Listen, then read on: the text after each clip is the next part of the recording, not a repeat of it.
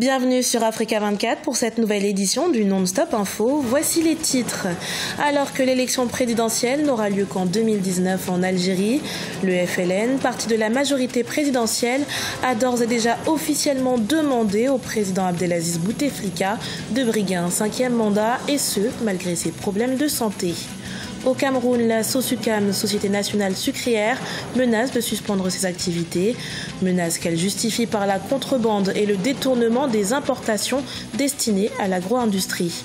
Dans l'actualité également, au Congo, promouvoir la pratique du sport au travail était l'objectif de la 5e édition de la marche d'Embo Yamakasi.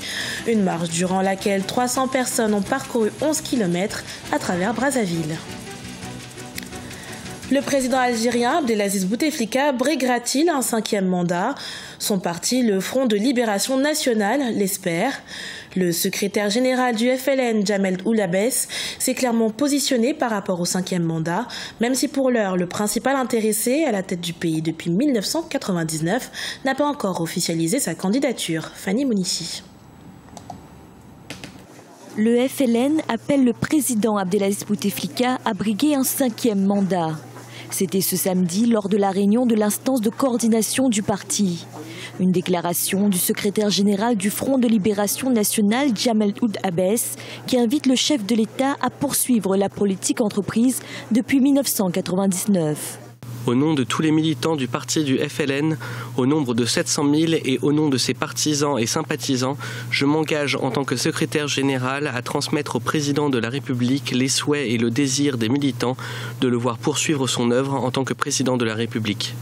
Malgré ses problèmes de santé, le président Abdelaziz Bouteflika garde ainsi le soutien des militants du FLN pour se porter candidat à l'élection présidentielle de 2019. La lutte contre le terrorisme et le retour de la paix dans le pays sont ses principaux atouts, même si pour beaucoup, sa capacité physique à gouverner reste la principale interrogation. La politique qui a été menée ces dernières années, une politique militaire qui a permis surtout de sécuriser les frontières algériennes avec des États, notamment comme la Libye ou le Mali, avec des groupes terroristes qui agissent et qui sont très actifs dans ces zones-là. Oui, c'est un fait, mais ce n'est pas le fait d'un président qui est malheureusement très malade et qui n'est que l'ombre de lui-même. Je crois qu'on peut effectivement, même sans incarnation forte à la tête de l'État, avoir une politique sécuritaire efficace, mais on ne peut pas dire qu'aujourd'hui Abdelaziz Bouteflika a réussi, grâce à son action, à sécuriser le pays et à anéantir en tout cas toutes ces questions autour du terrorisme. Le document final portant le bilan des réalisations d'Abdelaziz Bouteflika durant les 20 dernières années sera bientôt remis au président pour validation. Peu après, la réunion du comité central du FLN devrait à nouveau être convoquée. Dans le reste de l'actualité, au Cameroun, la Société sucrière nationale SOSUCAM menace de suspendre ses activités. Forte de 8000 employés, la compagnie dénonce une concurrence déloyale de la part de certains acteurs du marché, et ce, dans une conjoncture où les prix du sucre sont à la baisse sur les marchés mondiaux. Corinne Kamseux. Dans un communiqué publié le 4 avril dernier dans le quotidien national gouvernemental, la Société sucrière du Cameroun, SOSUCAM, menace de suspendre sa production de sucre. En cause, une accumulation de stocks, un difficile écoulement du fait de la concurrence déloyale imposée par du sucre issu de la contrebande, mais aussi des importations qui bénéficient d'une taxation particulière. À ce jour, SOSUCAM dispose de 45 700 tonnes de sucre stocké qui correspondent à 3 mois de consommation nationale, la consommation mensuelle nationale étant de 15 000 tonnes. Ce que nous demandons, c'est l'application de la loi. La SOSUCAM fait face à un afflux de sucre importé sur le marché camerounais qui ne paye ni taxes ni droits de douane.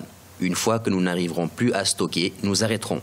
La SOSUCAM cultive 18 700 hectares de plantations de canne à sucre situées sur 2 sites sucriers dans la région du centre. Elle emploie surtout plus de 8 000 personnes qui produisent annuellement 130 000 tonnes de sucre. Pour la Société sucrière du Cameroun, il est urgent de suspendre les importations qui ne bénéficient plus de souplesse fiscale.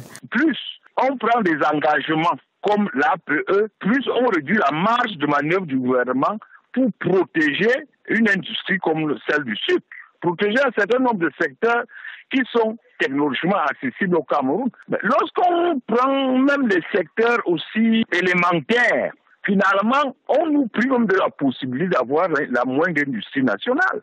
La SOSUCAM avait déjà connu une crise similaire en 2013. Interpellé sur la question, le gouvernement camerounais avait ordonné l'arrêt progressif des importations, une mesure qui pourrait de nouveau être adoptée à l'image de la Tanzanie qui a fixé au mois de juin 2018 le délai d'arrêt de délivrance des licences d'importation de sucre dans son pays.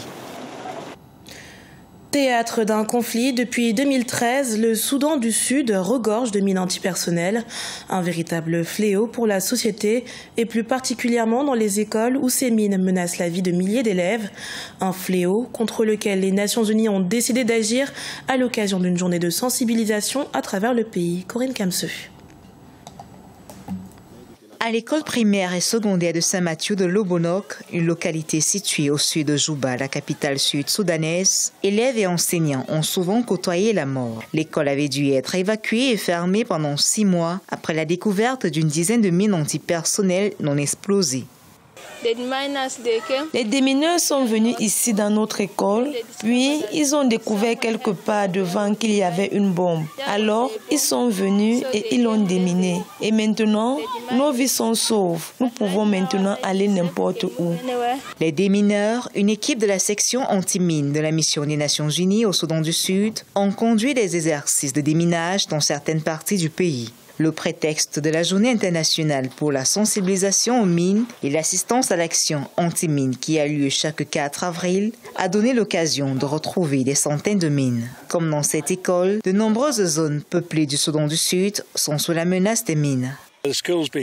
L'école a été fermée pour la sécurité des enfants pendant que l'opération se déroule. Mais vous pouvez voir à quel point les mines sont proches de l'école. C'est pourquoi la zone a été interdite aux écoliers et c'est l'une des priorités. Des chiffres officiels de la mission des Nations Unies révèlent que plus de 4 millions de mines et engins explosifs ont été trouvés et détruits au Soudan du Sud au cours des 10 dernières années. Les mines qui ont explosé ont fait près de 5000 blessés et morts. Le plus jeune État du monde tarde à renouer avec la paix depuis la reprise des hostilités en 2013. En 2011, le Soudan du Sud a signé le traité d'Ottawa qui interdit l'acquisition, la production, le stockage et l'utilisation des mines antipersonnelles.